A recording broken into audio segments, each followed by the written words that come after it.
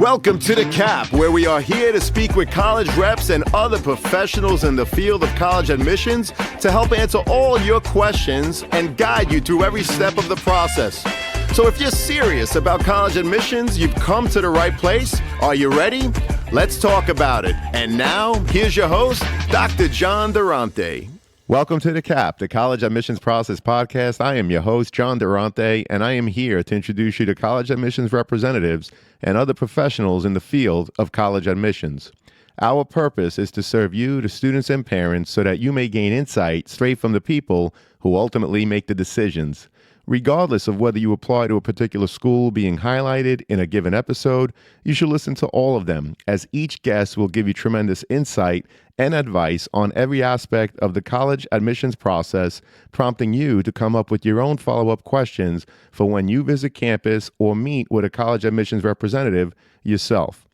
Don't forget to visit our website, www.collegeadmissionstalk.com, or the show notes of each episode to access the alphabetical list of all the colleges available with the related audio link to the right of each school. The alphabetical list provides you with on-demand access to all of the episodes so that you may listen whenever you wish. And if you want to receive links to episodes before they are released on the podcast, along with other related resources, please fill out the email opt-in form also available on our website and in the show notes of each episode. Lastly, please email me with any questions or comments at collegeadmissionstalk@gmail.com. So are you ready? Let's talk about it. Welcome to The Cap, the College Admissions Process Podcast. I am your host, John Durante, and it gives me great pleasure to introduce to you today Yasmin Galindo, who's an admissions counselor at Florida Gulf Coast University in beautiful Fort Myers, Florida. Yasmin, thank you so much for being here today. How are you? I'm good. How are you this morning? I am doing great, and I'm really looking forward to this conversation. So let's start by asking you, Yasmin, to give us a brief introduction about yourself. How long have you been in admissions, and how did you end up in such a position? Yeah, so I primarily work with first-time in college students and have been in my role since September of 2021.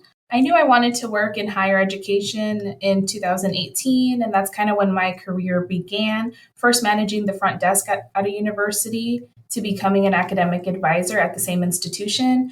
In 2020, once I knew I wanted to stay in higher education, I started my master's program at FGCU, actually, in educational leadership with a focus in higher education.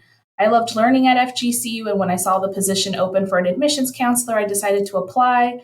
I had some basic understanding for admissions, but I never thought I would enjoy it as much as I have, and it's been a great experience so far. Well, that's terrific. Thank you so much for that introduction.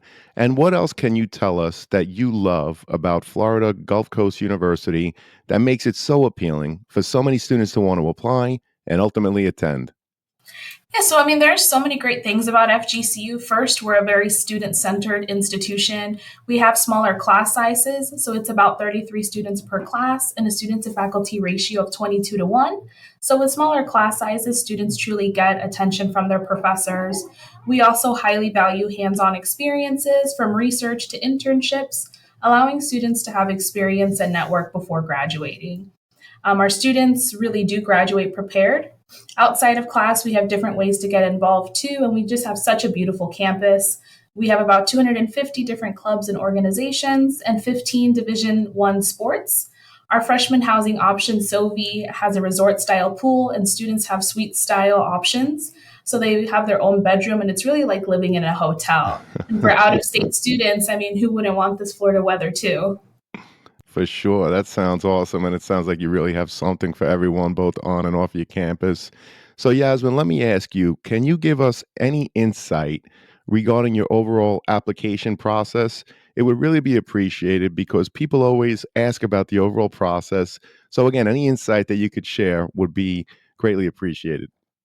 Yeah, so I think we try to keep our application as simple as possible. Our application consists of the application itself with a brief personal essay that needs to be attached. Students can submit their applications either on the Common App or on our website. It's really up to them. Once that application has been submitted, about a week later, the applicant will receive an email to create what's called their Future Eagle account, and they'll use that to check their application status. Students will need to have their high school counselor send over the official copies of their high school transcripts, and students must send over official test scores either from College Board or ACT. Once we have the application, essay transcripts, and test scores, the application will be complete. The application opens on August 1st of the student's senior year, and we encourage students to get those applications in by that early action deadline, which is November 1st. I will talk about the benefits of applying by that early action deadline in some of our later questions. Fantastic. Thank you so much, Yasmin. And if possible, visiting campus, of course, is an important part of the overall search for colleges. So if a student is able to come to campus, what are the areas that they should absolutely visit? And what are some of the questions that they should be asking to help them determine whether or not FGCU is the right fit for them? I absolutely think students should always visit a campus before applying and definitely before committing to an institution. It's one thing to see a campus online, but to walk a college campus is a completely different experience. We have campus tours year round, Monday through Friday, except during the holidays that we observe. I encourage individuals to try to come sometime between August and November and January to early May, since that is when we have the most students on campus. Our tours start with a brief info session from myself or one of my colleagues to tell our guests a bit about the university and our application process. And then our student tour guides take over. One of the highlights is being able to see our freshman housing model room. I think students would want to ask both about academics and student life on campus. Scheduling tours can be done on our website, fgcu.edu, under the Visit Us section. And we also do have a very neat virtual online tour, which can be found on our website too. Well, Yasmin, I always include the Office of Undergraduate Admissions in the show notes. So any links that you want to provide, just send it to me. And of course, we'll make it available to the students and parents in the show notes. And I was also curious, what is the average profile of the current freshman class? And if a student falls a little lower, what are some of the things that they can do to enhance their overall application? So these days, our average student is coming in with a 4.0 weighted GPA and either an 1141 SAT or 23 ACT. Now, we do admit at above and slightly below, but students do need to meet our minimum admissions requirements. I'm currently in my second admissions cycle, and I can say from my experience that typically if a student is not admitted, it is due to their test scores. We don't just deny students right off the bat, but if a student does not meet our admissions criteria, we put their application on hold. This means that we give the student a chance to send in new test scores and updated transcripts in order to make their application more competitive. In my time, I noticed that usually students have an application on hold again due to test scores. I cannot stress enough the importance of testing early and more than once since we do super score. We do continue to accept test scores until the March SAT, so that gives students a chance to make their application more competitive.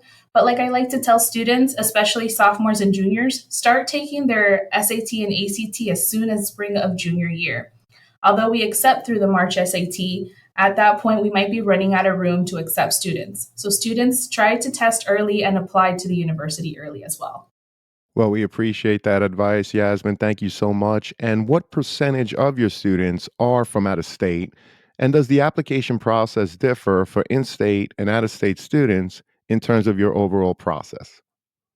We currently have about 10% of our students who are out of state, 13% are first time in college students, and 9% overall. This number does include our international students too. New York is actually one of the states with the most alumni. There is nothing in our application process that differs for in state versus out of state students, but out of state students do have different tuition rates. I want to welcome back Sean Patel, who is the founder and CEO of Prep Expert. He's a Shark Tank entrepreneur making a deal with Mark Cuban back in 2016. And he's also a board certified dermatologist who received a perfect score on his SAT. Sean, welcome back. How you doing today? I'm doing great. Thanks for having me back, John. So I just wanted to share with all your listeners real quick that we have an amazing partnership with the College Admissions Process podcast, and we have a really special offer for all of your listeners. So for any listener who wants to enroll their student into one of our Prep Expert SAT courses, ACT courses, or one-on-one tutoring programs, you can get 30% off just for being a listener of the College Admissions Process podcast. All you need to do is put in the promo code College Talk. One word, just College Talk, and that'll give you 30% off all Prep Expert SAT courses, ACT courses, or one-on-one tutoring packages. Make sure you use the link in the show notes of the College Admissions Process podcast. Thank you, Sean. We really appreciate it. To our listeners, as an affiliate partner with Prep Expert, I want to be transparent with you that for every purchase made using our coupon code, which is College Talk, the College Admissions Process podcast will receive a small commission from Prep Expert. But rest assured that we only promote programs that we believe in and feel would benefit our listeners. For more information, please see the Prep Expert affiliate partnership link in the show notes. And now let's get back to the show. Understood. And does FGCU offer an honors program? And if so, how are students considered? In other words, do they have to apply separately? Yes, so we have an honors college where students receive advantages such as priority registration, academic advising, honors courses, honors housing, a mentor program, and so much more. After a student applies to FGCU, they are invited by the Honors College to apply. It is a separate application process that Honors does handle. Students who meet one of these criteria are eligible to apply. So that is a 3.7 weighted high school GPA, 1220 SAT, or 25 ACT. Students that are admitted to FGCU by January 1st of the application process are guaranteed an application. So just another bonus of applying early. Understood. Thank you so much for that insight. And Yasmin, do you use the student's high school GPA as indicated on their transcript, or do you recalculate the GPA using your own metrics? And if so, what do you look for from a student's academic record, and how do you evaluate it? Our evaluators review transcripts and take the weighted GPA that's already on the transcript. What they also look for is that students have all unit requirements met. So this includes 4 units of English, 4 units of math, 3 units of a natural science, and 2 must have a lab, 3 units of social science class, 2 units of a foreign language, and 2 units of electives.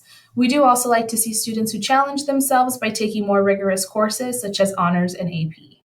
That's terrific. Thank you so much. And what are the different ways a student may apply to FGCU? And Yasmin, is there a benefit to applying one way over the other? So we have our early action deadline and our regular decision deadline. As I mentioned previously, our application opens on August 1st of the student's senior year, and we highly encourage students to get those applications in by that early action deadline, which is November 1st. It is non-binding, but students hear back regarding a decision a lot sooner, usually around mid-December, and applying early action gives students priority consideration for our merit-based scholarships. It's important to remember that all public Florida State schools require test scores as part of the admissions process. I know a lot of schools are going test optional, but that's just not the case in Florida. For a student to be eligible for a merit-based scholarship, they do need to be both GPA and test score requirements too. Now, our regular decision deadline is March 1st, and students who apply between November 2nd and March 1st are considered regular decision. These students typically find out about their decision on a rolling basis. It can take about 4 weeks to hear back after we have the application with the essay, test scores, and high school transcripts. Well, that's terrific. Thank you so much for that overview, Yasmin. We appreciate it. And I was curious, are there any scholarship opportunities for out-of-state students? For our out-of-state students who apply early action, we have merit-based scholarships available. First, we have the Blue and Green Directors Award, which is $10,000 per year for 4 years. And students need to have a 3.5 to a 3.89 weighted GPA and a 1220 SAT or 25 ACT. Then we have the Blue and Green Scholars Award, which is $15,000 per year for 4 years, and students need to have a 3.9 weighted GPA and a 1320 SAT or 28 ACT. We also have a very unique opportunity with our grandparent waiver. It's an out-of-state tuition waiver offered to students who are out of state but have grandparents who meet our residency requirements.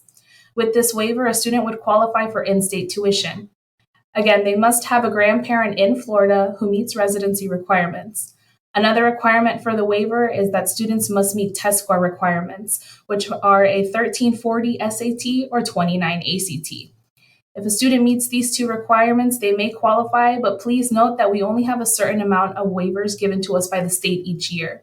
So it's best to apply as soon as possible if a student is interested in this opportunity. Lastly, we have scholarships through financial aid, such as our Foundation Scholarship. That is one application students fill out, and it can match them to one or more of the 2,000 scholarships that we have available thanks to our donors. That application opens the same day as the FAFSA, which is October 1st, and remains open until May 1st.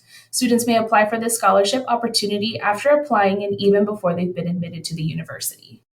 Well, thank you so much for sharing all of that, particularly the waiver. Again, Yasmin, if there are any links that you want to share with the students and parents, just provide it to me. And again, I'll put it in the show notes. That's terrific. I didn't know that. So thank you for sharing. I was also curious, Yasmin, do you offer interviews, whether evaluative or informative, for students as part of the overall application process? And if so, how do you use the interview in the college admissions process? And what advice would you offer students who are preparing for the interview? So, we actually do not offer nor require interviews as part of the application process. Again, we keep it very simple. It's just the application itself with the brief personal essay, SAT or ACT scores, and again, those high school transcripts. Well, we appreciate that. And you mentioned the essay. Yasmin, what are some examples of college essays that left an impression on you? And what advice would you share with prospective students in terms of what to think about when preparing to write their essay? I would say that the best college essays I've read are those where students are genuinely telling me about themselves or an obstacle that they overcame in their life. We often get essays where students are talking about what a great student they are, but we can see that on the high school transcript. I think that essay is a chance for students to truly tell us who they are and highlight something that we may not know based off of test scores or a transcript. So students should take advantage and write about something they're passionate about. Well, we appreciate that. And I was also curious, Yasmin, are letters of recommendation or other supplemental items such as resumes required or reviewed as part of your application process? Letters of recommendation or other supplemental items are not required nor considered as part of the application process. Again, it's really coming down to the application itself with the essay, SAT or ACT scores, and high school transcripts. However, I do think it's important for students to have letters of recommendation when it comes to applying for certain scholarships. Well, that's great. Thank you so much. And Yasmin, once a student is admitted, how soon should they commit? Students have until May 1st to commit after being admitted, but from what I've seen, it's best not to wait until then. Students run the risk of the university being at capacity at that point, and once we're at capacity, we simply have no room for additional students.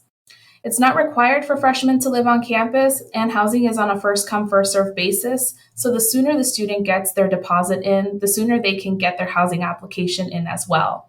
The priority housing deadline is April 1st, so a student, especially an out of state student, might want to decide before April. Housing does often have a wait list, so it's best not to risk it by waiting. Understood. And thank you so much for that insight. And can you explain what opportunities FGCU offers students that may have had an IEP while in high school in terms of helping to ensure that they continue to be successful once they're on your campus? Yes, so on our campus, we have adaptive services. They are there to enhance access for students, faculty, staff, and guests with disabilities by providing effective, reasonable accommodations, educating the campus community, and promoting equal access and opportunity in the process. Once a student decides they are going to FGCU, I would encourage them to get in contact with adaptive services before classes start. The student will have an assigned case manager who will determine what accommodations an individual will receive based on documentation provided and conversations with the individual. Other accommodations may be considered based on the individual's past experiences and the benefits from such an accommodation. Well, we appreciate that, Yasmin. Thank you so much. And this has been a phenomenal conversation with so much insight in terms of what you offer in your classrooms and beyond. Unfortunately, Yasmin, it leads us to our last question, which is what are your top three pieces of advice that you would offer students and their parents getting ready for the college admissions process? I would say the biggest thing to keep in mind is the importance of junior year. Yes, students are filling out their application senior year, but it is important to note that students are applying with their junior year GPA essentially. So, students, make sure you're doing well in your courses and getting that GPA up. Junior year is typically when students start testing and narrowing down their college choices on where to send those college applications and hopefully touring some college campuses. You don't want to stress out your senior year with having to improve a GPA, test, and tour universities and to apply to different institutions on top of that. So if you can get most of that done your junior year, you will feel more confident and have more time to dedicate to your college applications. And once that's done, enjoy all that senior year has to offer. Second, I would say to apply early. As mentioned, we have our early action deadline, and it's the only time we award merit-based scholarships, and students get notified of their acceptance sooner. You don't want to miss out on some extra money for school. Also, if you wait to apply, you run the risk of not being admitted if we're already at capacity, and you might miss out on housing too. Lastly, ask questions. Admissions counselors are here to help, and if you ever find yourself stuck during the application process or need clarification, make sure to contact us. That's what our job's for. Well, those are tremendous pieces of advice, and this was a phenomenal conversation. I really enjoyed hearing all about FGCU. Yasmin, I really hope to have you again, and I'm so happy as I know that this is going to help so many students and their parents. Thank you for your time today. Oh, thank you so much. This has been a pleasure. It was our pleasure, and I hope to have you again. Take care.